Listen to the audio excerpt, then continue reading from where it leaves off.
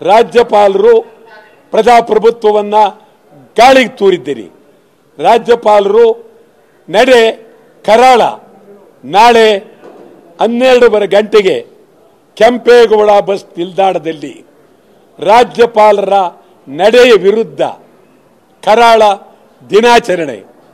ಪ್ರಜಾಪ್ರಭುತ್ವ ಉಳಿಸಿ ಅಂತೇಳಿ ಕರಾಳ ದಿನಾಚರಣೆ. ರಾಜ್ಯಪಾಲರ ನಡೆ ಸರಿಯಿಲ್ಲ, ಗೌರವ ಅಲ್ಲ. ಈ ಬಗ್ಗೆ ಇಡೀ ರಾಜ್ಯದ ಎಲ್ಲ ಪ್ರಜಾಪ್ರಭುತ್ವವಾದಿಗಳು ಇದನ್ನು ತೀವ್ರವಾಗಿ ಖಂಡಿಸಬೇಕು.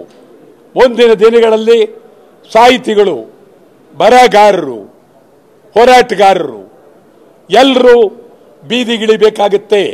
ಇದು ಸಿದ್ದರಾಮಯ್ಯನವರ ಪ್ರಶ್ನೆ ಅಲ್ಲ. ಸಿದ್ದರಾಮಯ್ಯಗೆ ನೆಪ ಮಾತ್ರ ಮುಖ್ಯಮಂತ್ರಿ ಆಗಿದ್ದಾರೆ. ನಾಳೆ ಸಿದ್ದರಾಮಯ್ಯನ ಬಿಟ್ಟು ಇನ್ನೊಬ್ಬರು ಮುಖ್ಯಮಂತ್ರಿ ಬಂದರೆ ಆಗಲೂ ಇದು ರಾಜಭವನ ಈ ಥರ ಆಗುತ್ತೆ. ಆದ್ದರಿಂದ ಈ ಒಂದು ಪರಿಸ್ಥಿತಿಯ ಬಗ್ಗೆ ಮೊದಲು ಕರ್ನಾಟಕ ಸರ್ಕಾರ ಎಲ್ಲರನ್ನೂ ಒಳಗೊಂಡಂತೆ ರಾಜ್ಯದ ಹಿರಿಯ ವಕೀಲರುಗಳು, ಸಾಹಿತಿಗಳು ಎಲ್ಲರನ್ನು ಒಳಗೊಂಡಂತೆ ರಾಷ್ಟ್ರಪತಿಯವರನ್ನ ತಕ್ಷಣ ಭೇಟಿ ಮಾಡಿ ರಾಷ್ಟ್ರಪತಿಯವರಿಗೆ ಮನವಿಯನ್ನ ಸಲ್ಲಿಸಿ ಮೊದಲು ರಾಷ್ಟ್ರಪತಿಯವರ ಗಮನಕ್ಕೆ ಇದನ್ನು ತರಬೇಕು ಮತ್ತು ದೇಶದಲ್ಲಿರ್ತಕ್ಕಂಥ ಎಲ್ಲ ವಿರೋಧ ಪಕ್ಷಗಳ ಮುಖಂಡರುಗಳನ್ನು ಕರ್ನಾಟಕ ಕರಿಬೇಕು. ಈ ಒಂದು ರಾಜಭವನವೇ ಪ್ರಜಾತಂತ್ರ ವ್ಯವಸ್ಥೆ ಉಳಿಬೇಕೇ ಬೇಡವೇ, ರಾಜ್ಯಪಾಲರು ಇರಬೇಕಾ, ಪ್ರಜಾಪ್ರಭುತ್ವ ಬೇಕಾ ಅನ್ನೋ ಬಗ್ಗೆ ಸಮಗ್ರ ಚರ್ಚೆ ಆಗಬೇಕು. ಸಾಹಿತಿಗಳು, ಬರಹಗಾರರು ಸುಮ್ಮನೆ ಕೂತ್ಕೊಳ್ಳೋಕ್ಕಾಗೋದಿಲ್ಲ. ಹೋರಾಟಕ್ಕೆ ಬರಲೇಬೇಕು, ಹೋರಾಟಕ್ಕೆ ಇಳಿಬೇಕು.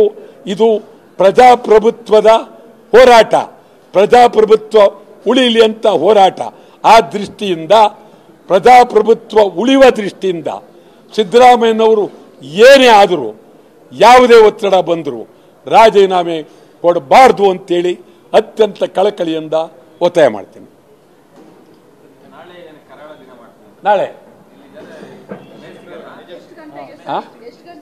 12:30 ಕೆಂಪೇಗೌಡ 12:30 ಗಂಟೆಗೆ ಕೆಂಪೇಗೌಡ ಬಸ್ ನಿಲ್ದಾಣದಲ್ಲಿ ರಾಜ್ಯಪಾಲರ ನಡೆಯನ್ನು ವಿರೋಧಿಸಿ ಪ್ರಜಾತಂತ್ರ ವ್ಯವಸ್ಥೆ ಉಳಿಸಿ ಅಂತೇಳಿ ಕನ್ನಡ ಚಳವಳಿ ವಾಟಾಳ್ ಪಕ್ಷ ಕರಾಳ ದಿನಾಚರಣೆ